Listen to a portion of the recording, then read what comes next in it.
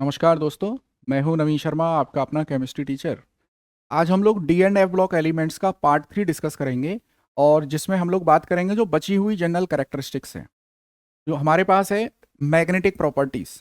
देखिए, magnetic properties को हम रिलेट करते हैं मूविंग चार्ज से। It is related to moving charge. Moving charge है तो वहां पे जनरेट होगा मैग्नेटिक फील्ड। Magnetic field. और मैग्नेटिक फील्ड को हम लोग निकालेंगे मैग्नेटिक मूवमेंट से। मैग्नेटिक मूवमेंट से। और मैग्नेटिक मूवमेंट का जो फॉर्मूला है हमारे पास, this is mu is equal to under root n n plus two bore magneton, जिसको हम लोग सिंबल में बी एम लिख देते हैं। ठीक है। इसका मतलब कि जिस एलिमेंट में नंबर ऑफ अनपेयर्ड इलेक्ट्रॉन्स होंगे that will be magnetically active. तो मेन चीज है, मैग्नेटिक प्रॉपर्टी डिसाइड की जाएंगी the presence of number of electrons. जिसके पास अनपेयर्ड इलेक्ट्रॉन नहीं होंगे वो मैग्नेटिकली एक्टिव नहीं होगा। अब समझिए ध्यान से, नंबर ऑफ अनपेयर्ड इलेक्ट्रॉन अगर जीरो है तो ऐसे कंपाउंड को बोलते हैं डायामैग्नेटिक सब्सटेंस या कंपाउंड। डायामैग्नेटिक। और जिसके पास नंबर ऑफ अनपेयर्ड जीरो नहीं है उसको बोलेंगे पैरामैग्नेटिक। पैरामैग्नेटिक। अब हम हमारे पास 3D सीरीज के एलिमेंट्स के इलेक्ट्रॉनिक कॉन्फ़िगरेशन है। जैसे मान लीजिए मैं स्कैंडियम की बात करूं। स्कैंडियम का एटॉमिक नंबर है 21, और ये बनता है 4s2, और ये 3D। तो यहाँ पे देखिए नंबर ऑफ अनपेयर्ड इलेक्ट्रॉन कितने आ रहे हैं। तो यहाँ पर अगर मैं मैग्नेटिक मूवमेंट निकालता हूँ तो ये मिल जाएगा आपको n+2 4 मैग्नेटोन। तो देखो ये आ जाएगा आपके पास 1 1+2। तो ये मिल गया आपको 3 अंडर रूट 3। अंडर रूट 3 का मतलब हो गया 1.73 बोर मैग्नेटो। तो इस तरह से हम लोग मैग्नेटिक मूवमेंट कैलकुलेट करते हैं। अब एनसीईआरटी में इस पर बेस्ड एक दो क्वेश्चन दे रखे हैं, दैट वी विल डिस्कस। पहला क्वेश्चन देखिए। पहला क्वेश्चन है आपके पास कि calculate the magnetic movement of A divalent ion. Divalent, divalent का मतलब क्या है कि उस पर दो चार्ज है, और मेटल की बात हो रही है, इसका मतलब डेफिनेटली +2 चार्ज होगा। तो देखो ऐसे लिखता हूं मैं, ये मेटल M है, +2 चार्ज है, और इसका मैग्नेटिक सॉरी एटॉमिक नंबर दे रखा है 25। का एटॉमिक नंबर है 25। देखिए मैं कलर चेंज कर देता हूं।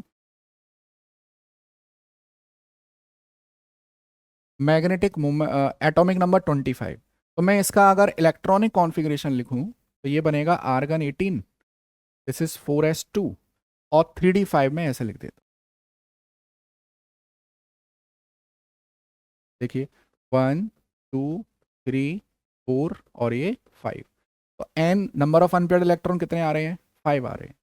तो अगर मैं इसका अच्छा एक चीज और देखूं, लेकिन ये +2 है, इसका मतलब दो इलेक्ट्रॉन ऑलरेडी बीन रिलीज्ड। तो ये दो इलेक्ट्रॉन यहाँ से निकल के गए होंगे 4s आउटर मोस्ट सेल से, और नंबर ऑफ अनपेयर्ड इलेक्ट्रॉन आ रहे हैं 5। तो आप अगर यहाँ से म्यू निकालते हो तो बेटा ये बनेगा 5 और n+2, 5+2, और ये आ जाएगा आपके पास अंडर रूट 35 और बोर मैग्नेटॉन। और जब आप इसको सॉल्व करोगे तो लगभग 5 पॉइंट समथिंग, 5.7 या 8 समथिंग, ये आपके पास बोर मैग्नेटॉन ये आ जाएगा। 5.8 समथिंग कुछ आएगा। तो इस तरह से एक क्वेश्चन दे रखा है आपको।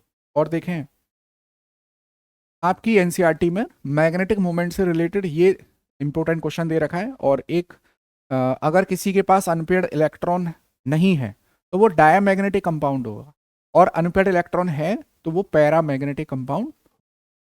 अगली प्रॉपर्टी है हमारे पास फॉर्मेशन ऑफ कलरफुल कंपाउंड। तो बड़ा इंपॉर्टेंट सा पॉइंट है, इसको समझते हैं अच्छे से। किसी भी कंपाउंड का कलर इस बात पर डिपेंड करता है कि वो अपने ऊपर पड़ने वाली लाइट को रिफ्लेक्ट कर रहा है, तब उस समय कौन सी वेवलेंथ को वो रिफ्लेक्ट कर रहा है। और यहाँ डी ब्लॉक एलिमेंट की अगर मैं बात करूं तो डी ब्लॉक एलिमेंट में कलर के दो रीजन देखने को मिलते हैं।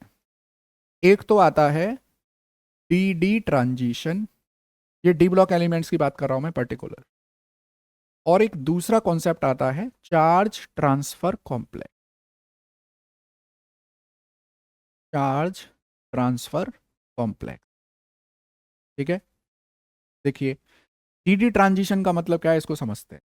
जैसे मेरे पास क्रोमियम है, क्रोमियम का एटॉमिक नंबर है 24। अगर मैं इसका इलेक्ट्रॉनिक कॉन्फ़िगरेशन लिखूं तो ये बनता है 4s1 और 3d5, ये 3d5 बनता है। अब जैसे कि हम देख पा रहे हैं यहाँ पर 5 अनपेयर्ड इलेक्ट्रॉन्स हैं, और यहाँ डी ऑर्बिटल की जब स्प्लिटिंग हो जाती है, स्प्लिटिंग वाला कॉन्सेप्ट हम लोग कोऑर्डिनेशन में भी पढ़ेंगे आगे चल के, अभी के लिए बस बता देता हूँ कि ये डी जो सेल है वो दो पार्ट में डिवाइड हो जाती है, T2G और EG तरह से। अब यहाँ पर ये जो 5 इलेक्ट्रॉन्स हैं देखो, 1 2 3, ये 4, ये 5, इस तरह से।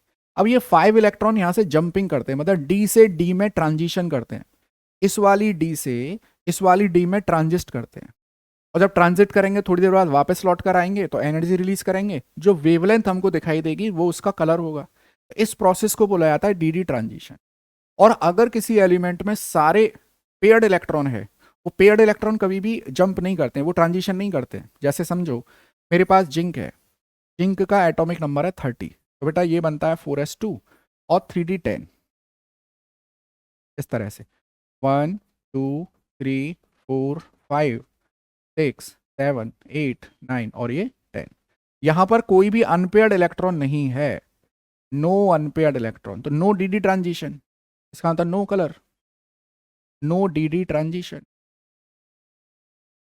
That's why this zinc form only white colour compound. ये जिंक क्या है, वाइट कलर बनाता है। और देखिए एस ब्लॉक एलिमेंट भी मोस्टली वाइट और सिल्वरी वाइट होते हैं, लेकिन डी ब्लॉक एलिमेंट कलरफुल होते हैं। उसका कारण क्या है, डी ट्रांजिशन। अच्छा, अब मैंने जो दूसरा पार्ट लिखा है चार्ज ट्रांसफर कॉम्प्लेक्स, इसको समझिए। ये दो कंपाउंड में काम करेगा, एक है KMnO4। अब देखिए आप यहाँ सेंट्रल एटम कौन है, Mn, Mn की ऑक्सीडेशन स्टेट क्या है, +7। और यहाँ अगर मैं इसका इलेक्ट्रॉनिक कॉन्फ़िगरेशन लिखूँ तो देखो ये बनता है 4s2 3d5। अब +7 है, इसका मतलब 4s से भी इलेक्ट्रॉन निकल गए और 3d से भी इलेक्ट्रॉन निकल गए। अब ये बन गया 4s0 3d0। अब तो इसमें डी ट्रांजिशन नहीं होगा, यहाँ पर कोई भी डी ट्रांजिशन नहीं है। लेकिन आप जानते हो KMnO4 is purple coloured, KMnO4 तो पर्पल कलर्ड का होता है, ये पर्पल कलर्ड। तो ऐसा क्यों हुआ भाई कि ये पर्पल कलर्ड का हो गया, वो इसीलिए क्योंकि यहाँ पे चार्ज ट्रांसफर कॉम्प्लेक्स हुआ। Mn के ऊपर आ रहा है +7, इसका मतलब इसका साइज है बहुत छोटा, और इससे जुड़े हुए हैं कितने, 4 ऑक्सीजन जुड़े हुए हैं तरह से। तो ऑक्सीजन के ऊपर नेगेटिव चार्ज है देखिए तो ये इसका साइज है बड़ा, तो ये क्या करता है, इसके इलेक्ट्रॉन क्लाउड को अपनी ओर खींचने की कोशिश करता है। क्योंकि इसका साइज छोटा है, इसका जो क्या बोलेंगे उसको, चार्ज डेंसिटी है बहुत ज़्यादा है, इसके इलेक्ट्रॉन क्लाउड को अपनी ओर खींचती है, उसे कहते हैं हम लोग चार्ज ट्रांसफर कॉम्प्लेक्स। तो KMnO4 में Mn+7 की फॉर्म में है, जिसके पास कोई भी इलेक्ट्रॉन नहीं है, फिर भी ये कलरफुल है due to charge transfer complex. और सेम रीजन आता है हमारे पास किसके लिए, K2Cr2O7 के, पोटेशियम डाइक्रोमेट के लिए। यहाँ क्रोमियम की ऑक्सीडेशन स्टेट कितनी आ रही है, +6। और अगर मैं इसका इलेक्ट्रॉनिक कॉन्फ़िगरेशन लिखूं तो ये बनता है 4s0 और 3d0। यहाँ भी क्रोमियम से आप देख पा रहे हैं कुछ इस तरह से क्रोमियम की ये स्ट्रक्चर बनेगी।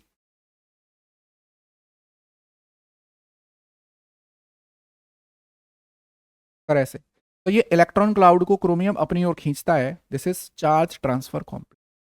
तो दो कंपाउंड है हमारे पास, KMnO4 और K2Cr2O7। तो यहाँ K2Cr2O7 का कलर क्या आता है, ऑरेंज येलो या रेड ऑरेंज कर लीजिए, रेड ऑरेंज की तरह ही कलर आता है, और ये आता है पर्पल कलर। तो ये था फॉर्मेशन ऑफ कलरफुल कंपाउंड, और ये हम लोग पढ़ रहे हैं जनरल कैरेक्टरिस्टिक्स। नेक्स्ट आ जाइए, फॉर्मेशन ऑफ कॉम्प्लेक्स कंपाउंड। ये देखिए कॉम्प्लेक्स कंपाउंड क्या आते हैं ये समझिए। जैसे हीमोग्लोबिन एक कॉम्प्लेक्स कंपाउंड है, क्लोरोफिल एक कॉम्प्लेक्स कंपाउंड है। और आपको अपनी एनसीईआरटी के कुछ एग्जांपल्स दूं, जैसे K4 FeCN का होल्स, ये अगला टॉपिक है हमारा, अगली क्लास, अगला जो चैप्टर है कोऑर्डिनेशन कंपाउंड। कोऑर्डिनेशन कंपाउंड को हम यहाँ कॉम्प्लेक्स कंपाउंड कह रहे हैं। तो यहाँ जो भी कंपाउंड इस तरह से इस फॉर्म में लिखा जाता है उसे कॉम्प्लेक्स कंपाउंड कहते हैं। यहां जो सेंट्रल मेटल कैटायन है, ये सेंट्रल मेटल कैटायन, ये मोस्ट ऑफ द टाइम आपको डी ब्लॉक का मिलेगा। ये तो ऐसा क्यों है? तो डी ब्लॉक की कुछ जनरल कैरेक्टरिस्टिक्स है जो इसको अलाउ करती हैं कॉम्प्लेक्स कंपाउंड बनाने के लिए। एक चीज तो ये देखो कि ये जो डी ब्लॉक एलिमेंट्स हैं, क्वेश्चन ऐसे आएगा, why do D block element form complex compound. तो ये जो डी ब्लॉक एलिमेंट है, डी ब्लॉक एलिमेंट्स, इनके पास वैकेंट डी ऑर्बिटल प्रेजेंट है, वैकेंट डी ऑर्बिटल। इस वजह से ये इलेक्ट्रॉन ले सकते हैं। इलेक्ट्रॉन ले सकते हैं, इसका मतलब लुईस एसिड की तरह काम करेंगे, लुईस एसिड। अब देखिए, जैसे Fe है, अगर मैं Fe का इलेक्ट्रॉनिक कॉन्फ़िगरेशन लिखूं तो ये क्या बनता है, 4s2 3d6।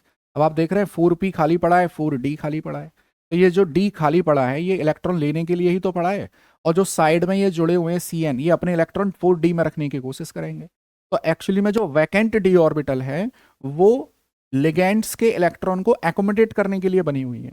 तो वैकेंट डी ऑर्बिटल होने से D block element complex compound formation में हेल्प करते हैं।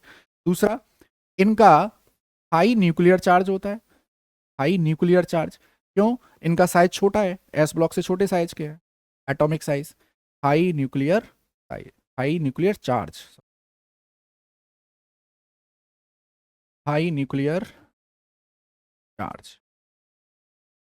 ये दो मेन रीजन है जिसकी वजह से कॉम्प्लेक्स कंपाउंड फॉर्मेशन में ये हेल्प करते हैं।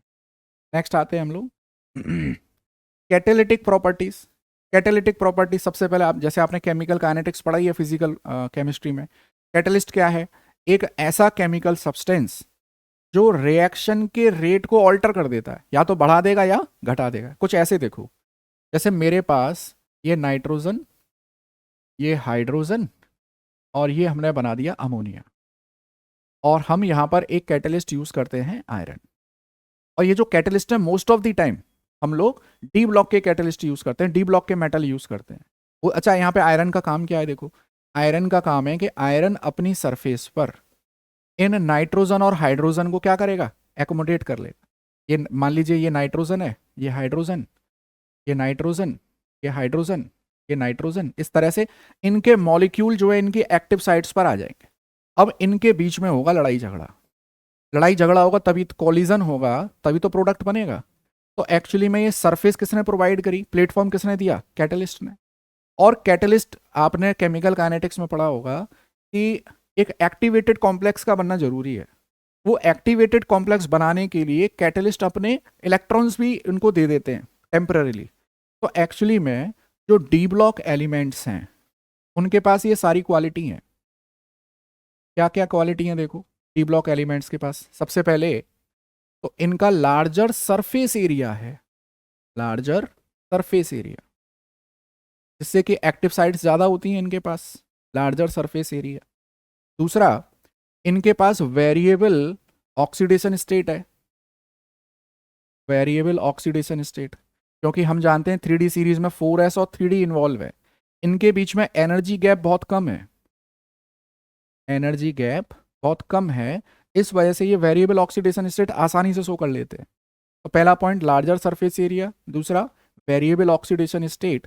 इस वजह से ये एक अच्छे कैटलिस्ट का रोल प्ले करते हैं। जैसे मैं कुछ इंपोर्टेंट कैटलिस्ट के नाम बता दूं आपको, जैसे आयरन हेबर प्रोसेस में यूज होता है, हेबर प्रोसेस। ऐसे ही V2O5 कॉन्टैक्ट प्रोसेस में यूज होता है, कॉन्टैक्ट प्रोसेस। क्या होती है कॉन्टैक्ट प्रोसेस, देखो 2SO2 प्लस O2 ये बना देता है सल्फर ट्राइऑक्साइड। ऐसे ही पैलेडियम क्लोराइड PDCl4 ये वैकर प्रोसेस में use, Wacker process. Hydrogenation of vegetable oil में निकल यूज होता है, हाइड्रोजनेशन, ये 11th class alkene, hydrogenation of vegetable oil. तो इस तरह से हम लोग देख पा रहे हैं मोस्ट ऑफ द टाइम जो कैटलिस्ट होता है वो डी ब्लॉक को बिलोंग करता है, क्योंकि उनके पास सरफेस एरिया लार्ज है, वेरिएबल ऑक्सीडेशन स्टेट है, और वेरिएबल ऑक्सीडेशन स्टेट होने से क्या होगा, एक्टिवेटेड कॉम्प्लेक्स बनाने में हेल्प करते हैं, helps in activated complex formation. That's why most of the catalyst belongs to d block. ठीक है, ये हो गई 10th प्रॉपर्टी। नेक्स्ट आते हैं फॉर्मेशन ऑफ इंटरस्टिशियल कंपाउंड। अब ये इंटरस्टिशियल कंपाउंड क्या होता है, देखिए इंटरस्टिशियल कंपाउंड, देखिए जैसे आप किसी स्वीट शॉप से, मिठाई की शॉप से मिठाई लेकर आइए, मान के चलिए बूंदी के लड्डू लेकर आइए, और बूंदी के लड्डू को पैक करते हैं, उनके बीच में जगह खाली बच जाती है।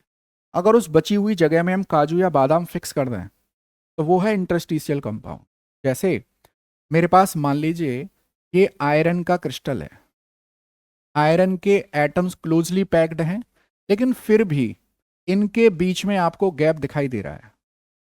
ये जो गैप दिखाई दे रहा है आपको, that is called interstitial space. ये, और अगर इस इंटरस्टिशियल स्पेस में हम किसी स्मॉलर साइज्ड एटम को फिक्स कर दें, अब स्मॉलर साइज्ड एटम कौन कौन से हैं, या तो हाइड्रोजन, बोरॉन, कार्बन, नाइट्रोजन, इनको अगर हम लोग इसमें फिट कर दें तो हमको इंटरस्टिशियल कंपाउंड मिल जाते हैं।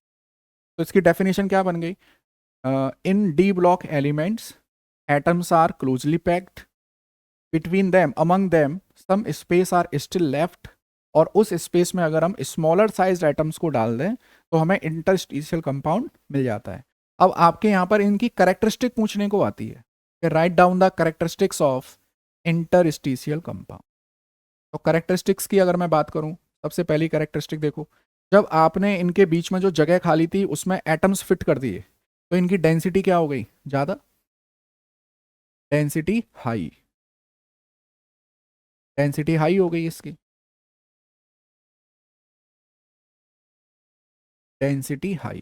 ठीक है, दूसरा इंपॉर्टेंट पॉइंट क्या बन गया कि इनके मेल्टिंग पॉइंट इंप्रूव हो गए, डेंसिटी अच्छी हो गई, हार्डनेस बढ़ गई, हार्डनेस इंक्रीजेस, और इनकी रिएक्टिविटी कम हो गई। रिएक्टिविटी कम क्यों हो गई, मैं बताता हूँ उसका रीज़न। देखिए, मान लीजिए आयरन था और हमने इसके बीच में कार्बन भर दिया, कार्बन, तो ये बन गया स्टील, और हम जानते हैं steel is less reactive than pure than parent iron atom, तो रिएक्टिविटी डिक्रीज हो गई है। नाउ मैलिएबिलिटी और डक्टिबिलिटी भी इंप्रूव हो जाती है, मैलिएबिलिटी एंड डक्टिलिटी। तो ये कुछ करेक्टरिस्टिक्स हैं regarding interstitial compound. Density increases, melting point increases, reactivity decreases, malleability and ductility ये थोड़ी सी सप्रेस होती है, सॉरी, ये थोड़ी सी सप्रेस हो जाती है। तो ये थी मेरे पास 11th कैरेक्टरिस्टिक। नेक्स्ट हम आते हैं एलॉय फॉर्मेशन। ये देखिए एलॉय क्या है, इसको समझें आप। ये क्वेश्चन आता है कि डी ब्लॉक एलिमेंट एलॉय बनाते क्यों हैं। तो एक चीज़ हमेशा याद रखिए, ओवरऑल डी ब्लॉक एलिमेंट्स का जो साइज है वो ऑलमोस्ट सेम आता है। डी ब्लॉक एलिमेंट्स का जो साइज है ऑलमोस्ट, अच्छा साइज में डिफरेंस भी कितना आता है, जैसे जैसे मान लीजिए क्रोमियम का है 126 पिकोमीटर, तो मैंगनीज का होता है 137 पिको, साइज में ज़्यादा कोई डिफरेंस नहीं है। तो ओवरऑल अगर मैं देखूं तो डी ब्लॉक एलिमेंट्स का जो साइज है वो ऑलमोस्ट सेम रहता है। जैसे जिंक और कॉपर का देखूं, जिंक का हालांकि बड़ा है लेकिन थोड़ा सा ही तो बड़ा है, ज़्यादा नहीं, ज़्यादा अंतर नहीं आता उसमें। तो अगर मान लीजिए मेरे पास ये एक कंटेनर में मैंने लिया जिंक और यहाँ दूसरे कंटेनर में मैंने लिया कॉपर, ठीक है, इनके मोल्टन फॉर्म ले लिए, दिस इज मोल्टन जिंक और ये ले लिया मोल्टन कॉपर, और इन दोनों को मैंने एक बड़े बर्तन में खाली कर दिया। तो देखिए ये मोल्टन कॉपर, मोल्टन जिंक, अब कॉपर और जिंक का साइज आपस में कैसा है, ऑलमोस्ट सेम है। तो जहां क्रिस्टल में, देखिए ये मान लीजिए कॉपर जिंक इस तरह से प्लेस्ड है, तो जहां कॉपर प्रेजेंट है वहां जिंक जा सकता है। मान लीजिए ये कॉपर था, यहाँ जिंक आ गया, और जहां जिंक प्रेजेंट था वहां पे कॉपर आ गया, तो इन दोनों ने एक दूसरे के साथ क्या बना लिया, होमोजीनियस मिक्सचर बना लिया, होमोजीनियस मिक्सचर। इस होमोजीनियस मिक्सचर को हम क्या कहते हैं, एलॉय कहते हैं। कुछ इंपॉर्टेंट एग्जांपल देख लीजिए, जैसे ब्रास, ब्रास में आता है कॉपर प्लस जिंक, ऐसे ही ब्रॉन्ज, ब्रॉन्ज में आता है कॉपर प्लस टिन, तरह से। ये दो इम्पोर्टेंट एलॉय आपको दे रखे हैं। और देखो मरकरी के एलॉयज भी हैं, जैसे मरकरी का सोडियम के साथ बना दीजिए तो सोडियम अमलगम, सोडियम अमलगम। अच्छा याद रखें, मरकरी कभी आयरन के साथ अमलगम नहीं बनाता, बाकी सबके साथ बना लेगा। जिंक के साथ, एल्युमिनियम के साथ तो बहुत अच्छा अमलगमेशन करता है ये। तो बेटा ये थे हमारे पास, there are 12 general characteristics of d block element. और हम लोग नेक्स्ट पार्ट में जो important compounds of d block है, जैसे KMnO4, K2Cr2O7 और उनकी केमिकल प्रॉपर्टी, वो डिस्कस करने वाले हैं। और फिर इसके साथ F ब्लॉक हम डिस्कस करेंगे और ये चैप्टर हो जाएगा कंप्लीट। अभी हमने ये पार्ट 4 की बात करी है, इसके 2 पार्ट और आएंगे। थोड़ा सा सिस्टमेटिकली हम लोग पढ़ रहे हैं इन चीज़ों को, और अपने दोस्तों के साथ भी शेयर करिए। तो देखते रहिए chemistry with Naveen sir. Thank you.